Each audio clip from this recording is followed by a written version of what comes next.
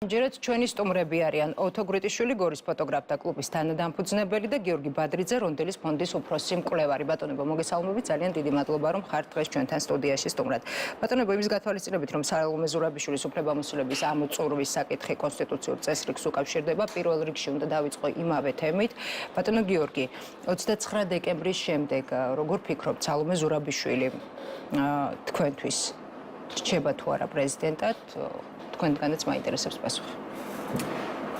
ჩემთვის პრეზიდენტია საქართველოს კონსტიტუციის თანახმად ადამიანი, რომელსაც ირჩევს საარჩევნო კოლეგია, რომლის ნახევარსაც შეადგენს საქართველოს პარლამენტი და სანამ საქართველოს პარლამენტი არ იქნება ლეგიტიმური ორგანო, არჩეული ისე რომ ის იყოს აღიარებული საქართველოს მოსახლეობის მიერ და საქართველოს საერთაშორისო პარტნიორების მიერ, აქედან გამომდინარე, სალომე ზურაბიშვილს ჯერჯერობით შემცვლელი, ლეგიტიმური შემცვლელი არ ყავს.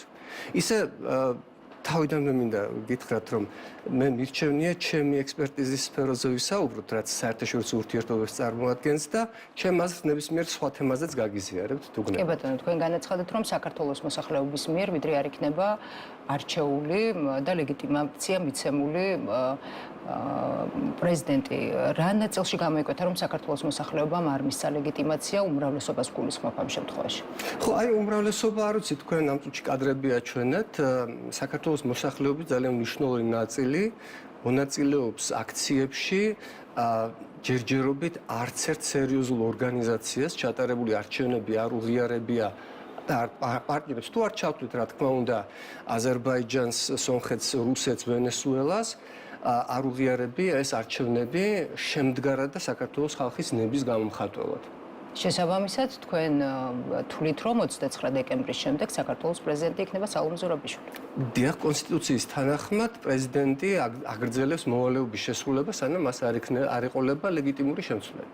იმის მიუხედავად, რომ საქართველოში არჩევნები ჩატარდა და ამ არჩევნების შედეგების მიხედვით 1,100,000-მა ამომრჩეველმა ხმამისა ეს დავის საგანია, მაკა ზუსტად ამაზე არის დავა, იყო თუ არა 1,200,000 ადამიანის მიერ მიცემული ხმა, იყო თუ არა გაყალბების შედეგი, ის რომ ქართულმა უცნებამ საკუთარი თავი გამოაცხადა გამარჯვებულად, მე რაც ჩემი თვალით მაქვს ნანახი ბიულეტენების ჩაყრა, კარუსელები, გამჭვირვალე ბიულეტენები, რომელიც პირდაპირ გამორიცხავს ერთ-ერთ უმთავრეს პრინციპს კონსტიტუციურს, რომელიც უნივერსალურია, არჩევანის საიდუმლოების პრინციპს და მეორე ასევე დარღვეული იყო არჩევნების უნივერსალურობის პრინციპი, როდესაც ყველას უნდა ჰქონდეს ხმა და აღმოჩნდა, რომ მილიონი მიგრანტისგან, ქართველი ემიგრანტისგან 34,000-მა მისცა ხმა, თუ სწორად მახსოვს.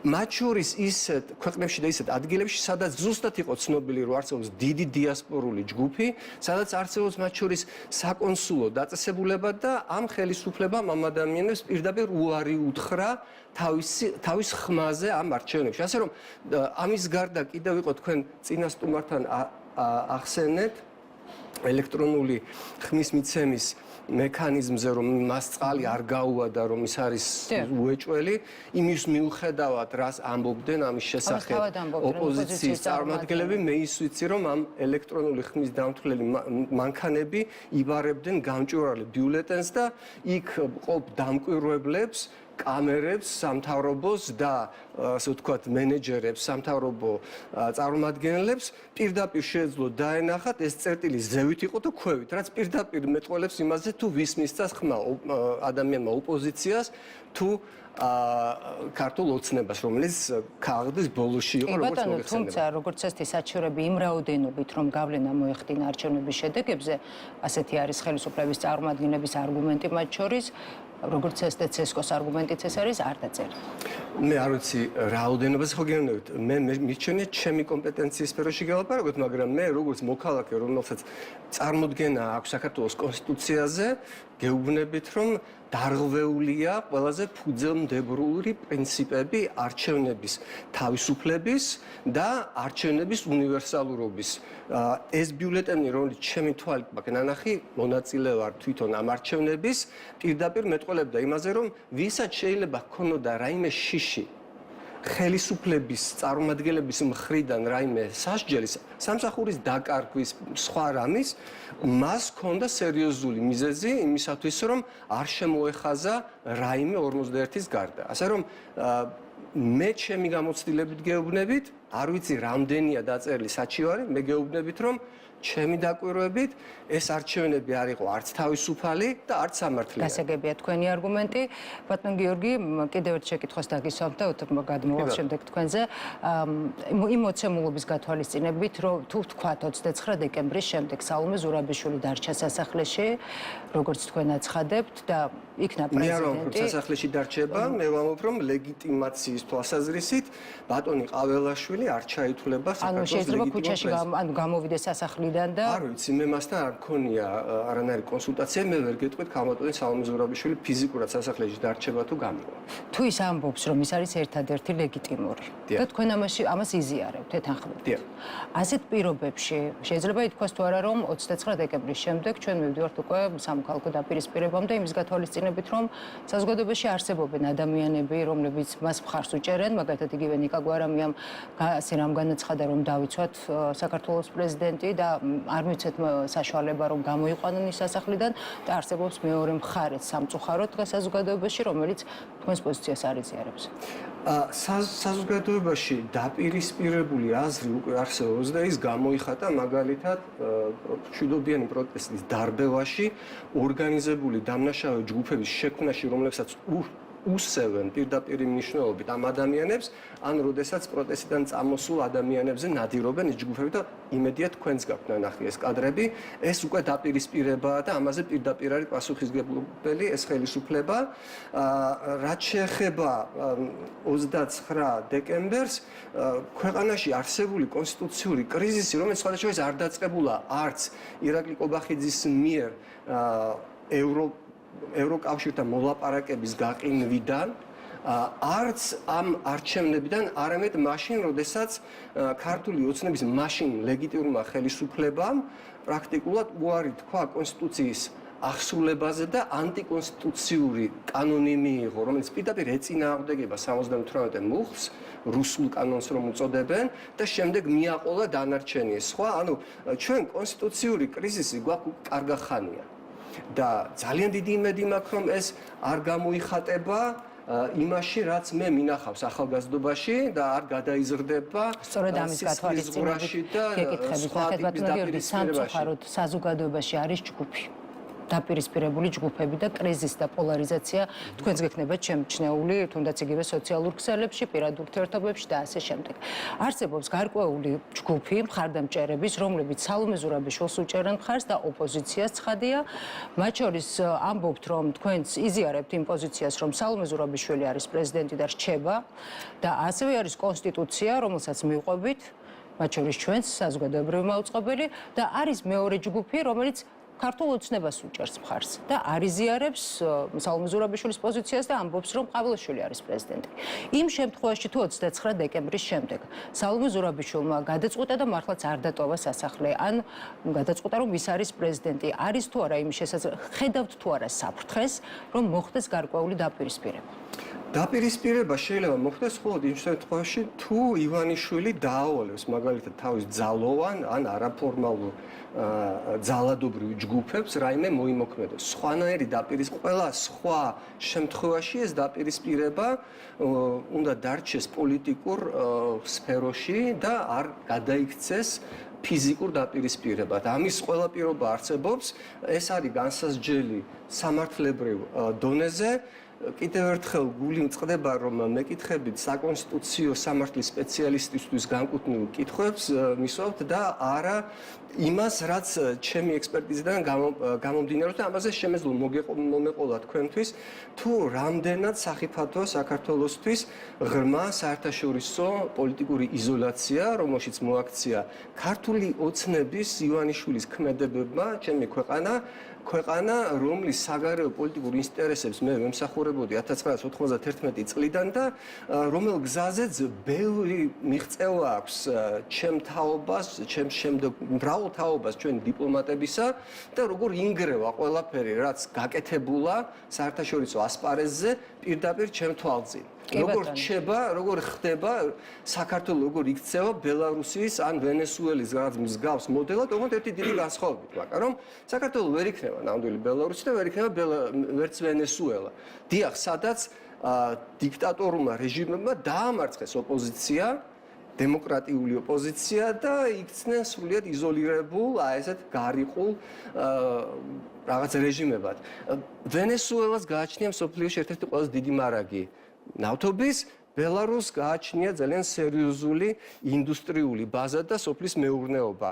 საქართველოს რეჟიმი რის იმედზე აპირებს მარტო ყოფნას, ჩაკეტილს, აი იმგვარი რეჟიმის შექმნას, რომელსაც სჭირდება ძალადობრივი ფორმით, ძალაუფლების შენარჩუნებისთვის ძალიან სერიოზული ეკონომიკური ბაზა, კარგად ვერ გეტყვით, იმიტომ რომ როდესაც წამოვიდა უკვე ტალღა სანქციების, ევროკავშირი გნებავთ, ბრიტანეთი თუ შეერთებული შტატები, ეს არ არის მარტო დისკომფორტი, მაგალითად დიპლომატიური პასპორტების მქონე ადამიანებისთვის, ან ცალკეული ადამიანებისთვის, ამას მოყვება ძალიან სერიოზული და ღრმა ეკონომიკური შედეგები.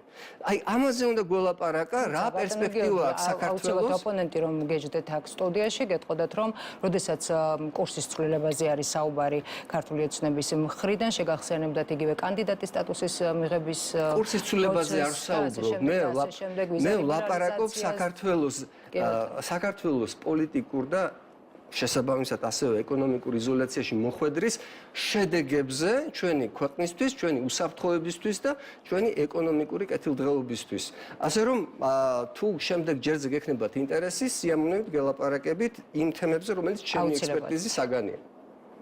ბატონო ოთარ, მაინტერესებს თქვენთვის რა მოცემულობა დგება 29 დეკემბრის შემდეგ სალომე ზურაბიშვილი რჩება თქვენთვის პრეზიდენტად თუ ყავილ? ბატონო მაკა, ამ პოლემიკაში ვერ შემოყვებით, იქიდან გამომდინარე, რომ სუფთა სახელოვნებო სფეროდან წარმომადგენელი ვარ ფოტოგრაფი და საერთოდ არ ვიცი, ამ შემთხვევაში ვერ ვერკვევი სფეროში და ვერ გაგცემთ პასუხს, იმიტომ რომ სუფთა იურიდიული საკითხებია, არ ვიცი. და ჩვენი ამბავი არის აბსოლუტურად განსხვავებული, ეხლა რაც ვისაუბრეთ, იქიდან გამომდინარე, იმიტომ რომ ჩვენ ვართ მოხალისეობრივ საწყისებზე შექმნილი ორგანიზაცია, ესეთი გორე ფოტოგრაფთა კლუბი, რომელმაც დავიწყეთ ხელოვნების სახლი, არტ-ჰაუსი და ვაკეთებთ ძალიან კარგ საქმეს. ნუ ესე ვთვლით, დღემდე ასე ვთვლით და გორში მოსახლეობაც ასე თვლის. და ისე გამოვიდა, რომ 2016 წლის მერე რამდენჯერმე ადგილობრივი ხელისუფლებისგან ჰქონდა უზურპუქტით შენობა, რომელსაც ჩვენით გავარემონტეთ, შემდგომში ევროკავშირი დაგვეხმარა და ყველაზე მთავარი რაც არის, ეს შენობა იყო გორის ცენტრალურ ადგილზეა, ციხის ძირშივე და იყო საზოგადოებრივ საპირფარეშოდ ქცეული და ჩვენი ხელებით გამოვზიდეთ იქიდან ეს ორგანული ნარჩენი, უბრალოდ ახლოსაც კი ვერ მიხვიდოდით, ისეთ სუნი იდგა. და გავაკეთეთ, გავარემონტეთ და დღეს არის მუდმივი მოქმედი საგამოფენო დარბაზი, რომელიც ამ ქვეყანას ძალიან ნაკლია, იმიტომ რომ რეგიონებში ფიზიკურად არ არის. სექტემბერში გავაფორმეთ შემდგომი, განახლებული უზურპუქტის ხელშეკრულება ადგილობრივ ხელისუფლებასთან და 21 ნოემბერს მოგვივიდა მერიისგან წერილი, სადაც გთხოვდა შენობის დაცლას სრულიად აბსურდული მიზეზით, რომ აღმოჩნდა, რომ მუნიციპალიტეტს სჭირდება სივრცე, სადაც თავის რაღაცები უნდა გააკეთოს. თუმცა არ დაუკონკრეტებია რა. თუმცა ამ ყველაფერს წინ უძღოდა ინსტალაცია ჩვენ სივრცეში ასეთი ნაომარი ქალაქი ბოდიშ სარიხტის, რომელიც იყო არტისტების მიერ შექმნილი და 90-იანი წლებიდან დღემდე ეს იყო პროტესტებზე გამოთქმული, ასე ვთქვათ, სლოგანები თუ აფიშები თუ მათი შინაარსი წერწერების. და რა თქმა უნდა, ხელისუფლებამ ადგილობრივმა მათ შორის მიიღო საკუთარ თავზე განსაკუთრებულად, თუმცა იქ იყო ზვიადის განცხადებებიც, იყო გამოხმაურება მოყვა ადგილობრივი ხელისუფლების მხრიდან და უკმაყოფილების გამოხატვა. ძალიან.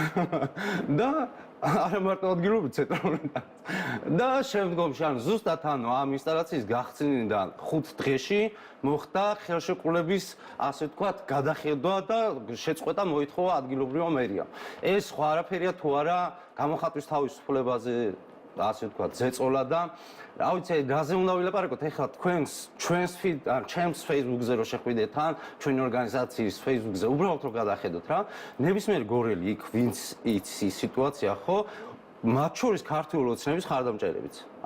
არის ისეთი ამბავია, რომ ადგილობრივ დონეზე ხდება ერთგვარი ის რყევა პირდაპირ მნიშვნელობით და დღეს მაგალითად ანუ პირდაპირ მერი სამწუხაროდ არ ყავს არჩეული მერი პარლამენტში წამოვიდა ლადო და შესაბამისად მოადგილი ასრულებს მოვალეობას და აღმოჩნდით რაღაც უცნაურ სიტუაციაში, იმიტომ რომ ფაქტობრივად ამდენ წლის მანძილზე წყალში გვეყრება მთელი ეს შრომა და მარტო ჩვენ არა თვითონ ქალაქს, იმიტომ რომ რა გეგმებზეც მუშაობდით, იმიტომ რომ გორი უნდა იყოს რაღაცნაირად ახალი იდენტობა იქნება ამ ქალაქისთვის. ყველა იგივე ოთარ, შეხვედრის ან მოლაპარაკების მცდელობა თუ გქონდათ?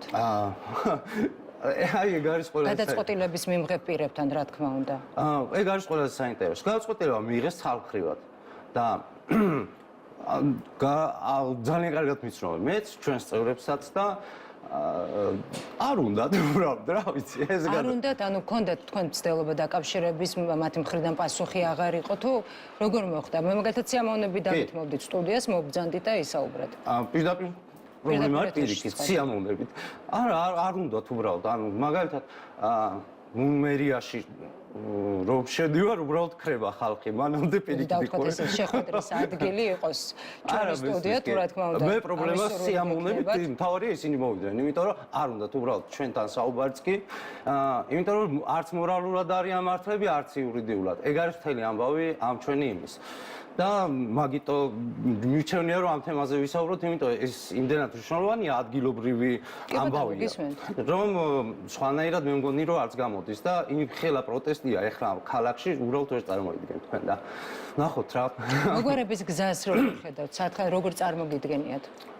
პირველი რაც არის ეხლა ხვალ ვაპირებთ ეს ვთქვათ ჩვენი მხარდამჭერების შეკრება საღამოს 5 საათზე ჩვენივე სივრცეში ჯერჯერობით და მოგვარების ის არის უკან გაიწვიონ თავისი ანუ რესტში ასე ვთქვათ შეიტანეს განცხადება გორის მერიამ შეიტანა განცხადება ხელშეკრულების შეწყვეტის შესახებ და როცა რეესტრი დაარეგისტრირებს მე უკვე შეუძლია ასე ვთქვათ პოლიციის მეთოდით ან აღსრულების პოლიციის მეთოდით არ ვიცი ეგ მე იურისტი გვეტყვის კარგად მეთოდით უკვე შემოვიდეს შენობაში ან ჩაგვიკეტოს შენობა ან ჩვენი ნივთები უბრალოდ აი ხო წარმოგიდგენთ 2016 წლიდან დღემდე რამდენი ნივთი გვექნება შეგიძლიათ ეს არ არის მარტო ვთქვათ ინვენტარი ეს არის საგამოფენო მასალებიც მათ შორის ფოტოფირებიც ძველი საარქივო მასალები და უბრალოდ შეუძლია რომ გამოყაროს გარეთ და მორჩება გაფუჭდება ყველაფერი და ხო ეგ არა პრობლემა რომ უბრალოდ არ უნდათ და ყველაზე ეხლა არ ვიცი რანაირად წავა ეს პროცესები თავარი ეხლა დიალოგს ალტერნატივა მართლა არ აქვს მაგრამ როცა გადაწყვეტილებას იღებ და მე მოდიხარ დიალოგზე მე მგონი უკვე სხვა ამბავია ეგ სხვა ამბავია თუმცა ფაქტია რომ მოლაპარაკების გარეშე ანუ უნდა გაიწიონ და მე ვილაპარაკოთ ხო ალბათ ეგრეა სწორი რომ თქვათ რაღაც თუ არ მოეწონათ მოსულიყვნენ თქვათ ვინ დაუშალა ხო და ეხლა მაგალითად ხელოვანს არტისტს რო აუგრძალოთ სიტყვაზე რა ვიცი შენ მოდი ეხლა ლექსში რაღაცა სიტყვა აღარ თქვა ეგეთი რაღაც წარმოგიდგენთ მაგალითად რა ფერწერს აუგრძალოთ რომ უცებ აღარ დახატოს რა ვიცი ისფერი ფერი ხო, რა ეგეთი რამე წარმოგიდგენთ. აი მაგ იმაზე ვარ ზუსტად. თბილისში კიდე ანუ კარგად არის მეტრაკლებად ანუ საზოგადოება შედარებით განვითარებულია და რეგიონებში თქვენ რო გადიხართ, იმ ვერტიკალი იმდენად მარწუხებში აქცევს თელს იმას ხალხს რომ შეუძლებელია რა ეს ასე გაგრძელება. ეგ არის და ეგეთი ის. არაფერი და ანუ ეს ერთ-ერთი გამოხატულებაა შემდგომში ანუ როცა კი თქვათ არტისტს ეს გაუჩნდება რომ იცი რა მე თუ ეხლა დავხატავ ცას რომელიც არის ცისფერი პირობითად და ამას რაღაცას მიაწერენ ხო იმას საერთოდ აღარც გაუჩნდება საერთოდ თვითშემოქმედების ის თვით რეალიზების სურვილის თუ რა ვიცი მე და ასეა კიდე და კიდევ ერთხელ გეუბნებით გითხოვთ სტუდიას მოლაპარაკების საგანი არის თუ კი დასხდებით ერთად მადლობა ძალიან დიდი და სიამოვნებით იყო შეხვედრის ადგილი პირველი არხი ოთარ იმის გათვალისწინებით რომ საკმაოდ აქტიური მოქალაქე ბრძანდებით და ფაქტია რომ აქტიურად ხართ პროცესებში ჩართული საინტერესო არის პოლიტიკურ ნაწილზე იმედი მაქვს გაქვთ სურვილი რომ ისაუბროთ პროცესებში ზოგადად რასაც ხედავთ მიმდინარე პროცესებში ანუ თქვენი შეფასება როგორი არის თქვენაც ბრძანეთ ზუსტად იქ ვარ მეც რა ანუ ამდენი ადამიანი რომ არის ქუჩაში ხო უბრალოდ მათი ხმა უნდა გაიგო როგორც არ უნდა მართალი იყო როგორც არ უნდა ტყვანი იყო ეხლა როცა თქვათ ხელისუფლება ქვია და ნუ იძახი რომ ქვია ხო რა ვიცი ეხლა დღეში 10,000-ობით ადამიანი 100 კაცი ერთი კაცი იყოს ან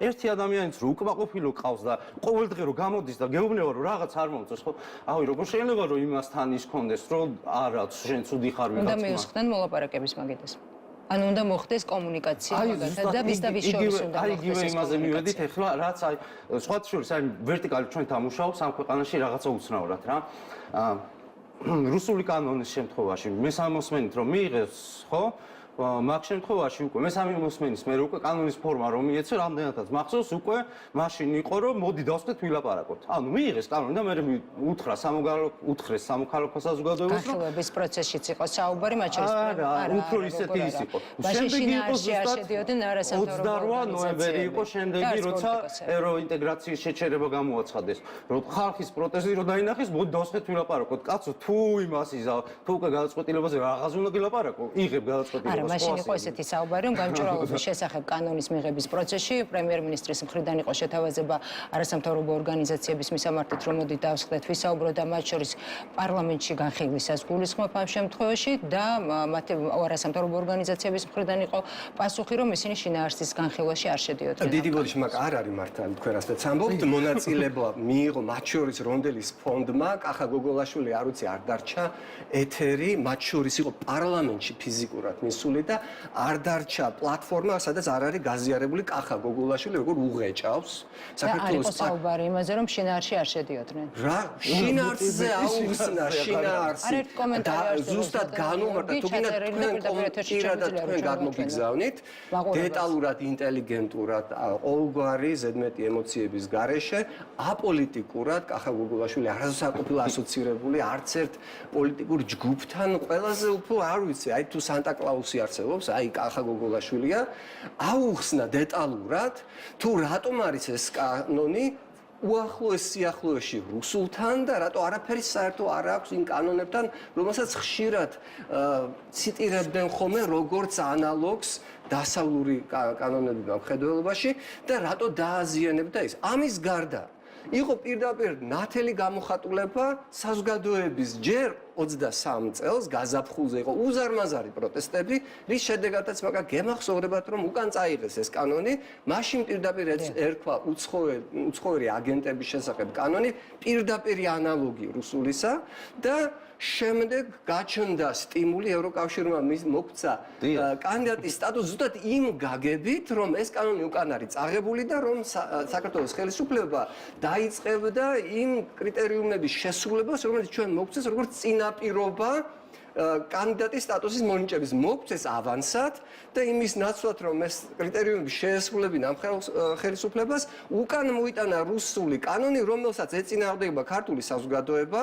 რომელზედაც ხელისუფლება ამბობს, რომ სავაჭროდ მოგვცეს და აქვე აუცილებლად უნდა გითხრათ და გააგრძელეთ შემდეგ ბატონო გიორგი აზრი საკომიტეტო გამოსვლაზე კახა გოგოლაშვილის გამოსვლა, რა თქმა უნდა, გვახსოვს, მაგრამ ასევე მე მახსოვს, მე დავურეკე მას, როდესაც მიდიოდა გამჭვირვალობის შესახებ კანონ პროექტის განხილვა, დავპატიჟე პირდაპირ ეთერში სტუდიაში, საკმაოდ მძიმე საუბარი გქონდა მაშინ, რადგან პირდაპირ მითხრა, რომ არავითარ შემთხვევაში არ შემოვიდოდა ამ კანონის განხილვის შინაარსში და ამას დაგიდასტურებთ ბატონი კახა თავადაც, ისევე როგორც დავპატიჟე სხვა არასამთავრობო ორგანიზაციების წარმომადგენლებიც და ყველა ერთხმად იმ პერიოდში აცხადებდა, რომ შინაარსის განხილვა არ ვიცი ეს როდის იყო, მაგრამ მე მაქვს ნანახი ძალიან შინაარსობრივი განხილვა ამ კანონის უმრავლესობის ველი და არავითარ შემთხვევაში ამ და არა მარტო კახა გოგოლაშვილის, არამედ უამრავი სხვა სამართლის პოლიტიკის ექსპერტების მიერ. ამის გარდა იყო მაგა ძალიან ნათელი სიგნალი ევროკავშირის რესპონდენტებს, რომ იქნებ ერთი ადამიანი მაინც აღმოჩენილიყო, რომელიც ამაზე ღიად ისაუბრა. ხო, არ ვიცი თქვენთან რატო ვერ შედგა შინაარსობრივი საუბარი, კიდევ ერთხელ ვიმეორებ,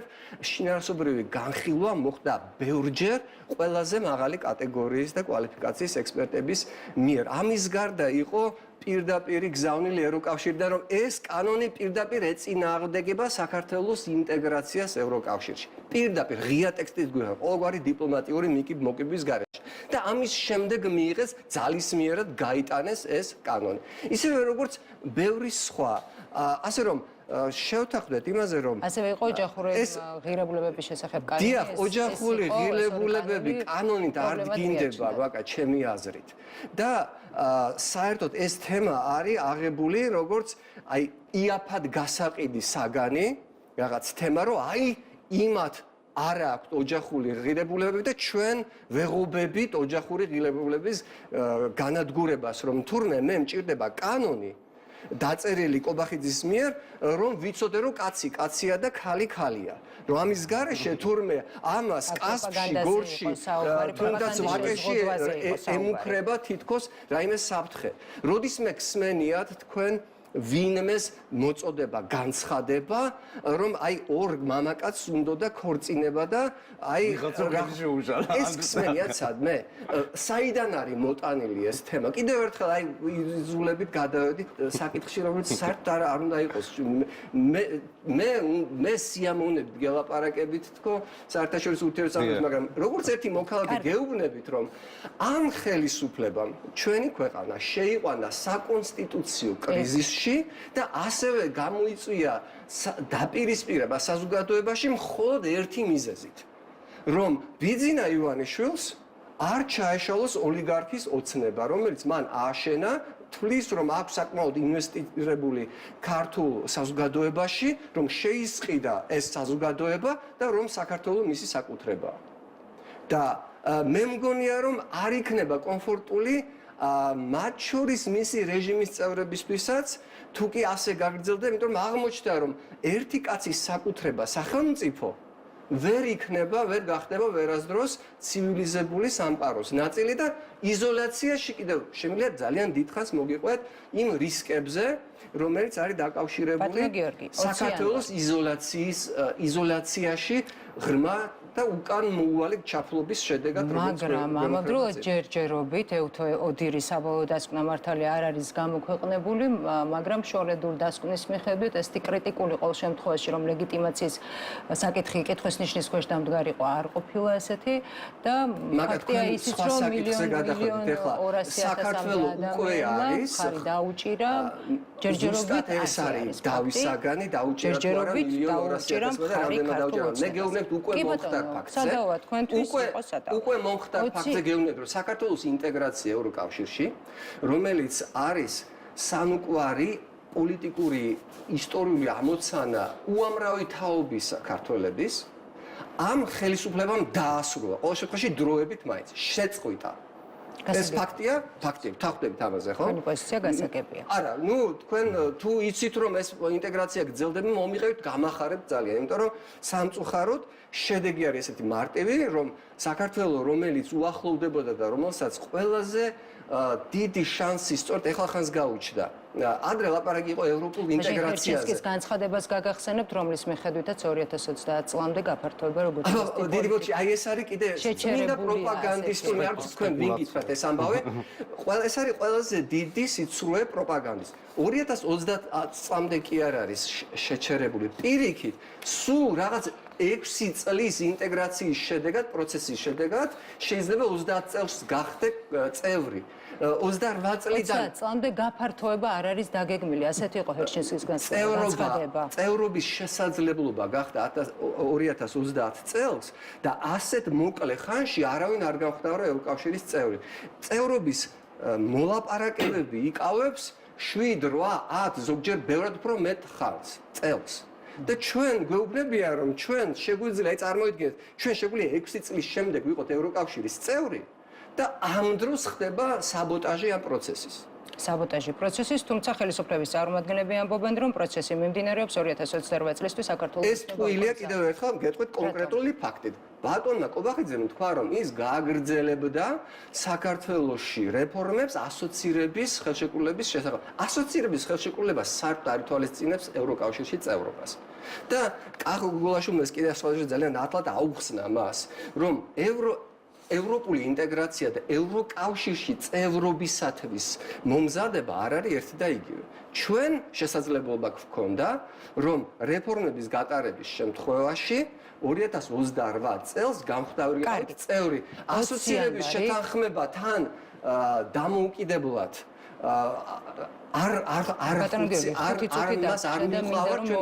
რამდენიმე საკითხი. 20 იანვარი ტრამპის ინაუგურაცია, რა მოლოდინები გაქვთ, შეიძლება თუ არა და როდესაც იგივე ხელისუფლების წარმომადგენლები აცხადებენ, რომ აუცილებელია და მოხდება გადატვირთვა როგორც წესი ურთიერთობის ამერიკის შეერთებულ შტატებთან, მოლოდინი როგორი გაქვთ?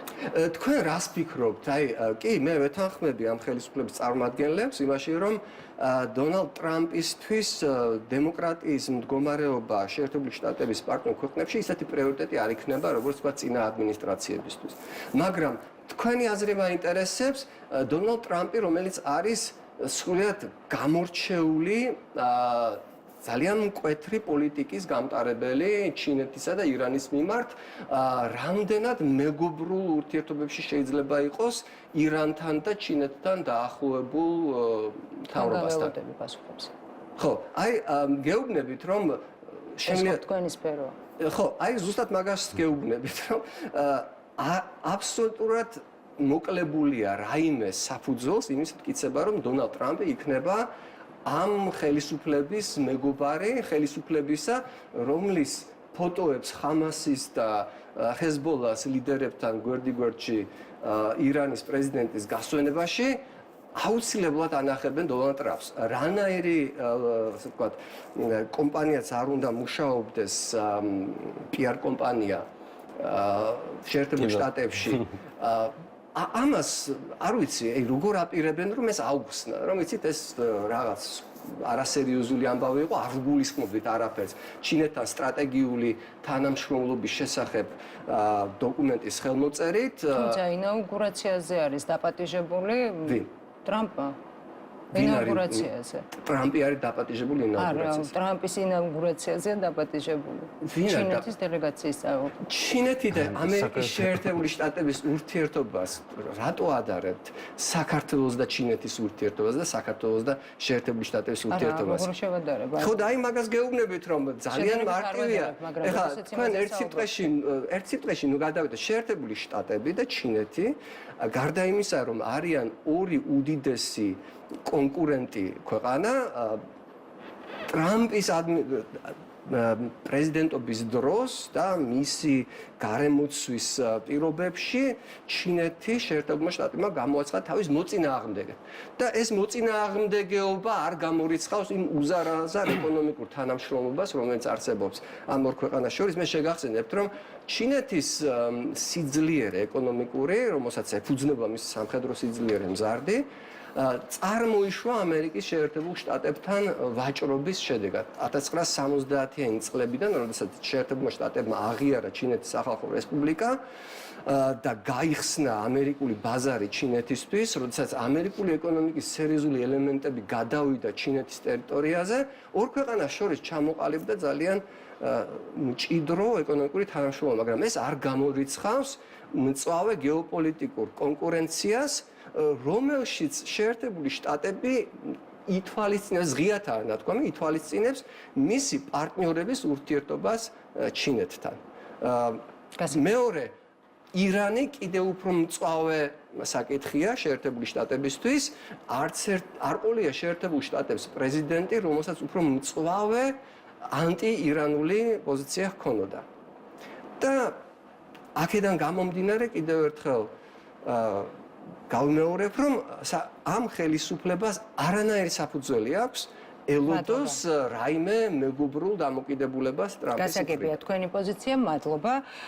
გიორგი ბადრიძე, რონდელის ფონდის უფროსი მკვლევარი იყო ჩვენი სტუმარი, ასევე ოთო გვრიტიშვილი, გორის ფოტოგრაფთა კლუბის თანადამფუძნებელი. ოთო, გელოდებით სტუდიაში, თუ კი ამ სურვილი გექნებათ, კიდევ ერთხელ შეხვედრის ადგილი შესაძლებელია, რომ იყოს პირველი არხის აი ეს აუცილებლად დაკავშირდებით. კი ბატონო, აუცილებლად გამოვალთ ჩვენს კონტაქტზე. ძალიან დიდი მადლობა კიდევ ერთხელ სტუმრობისთვის.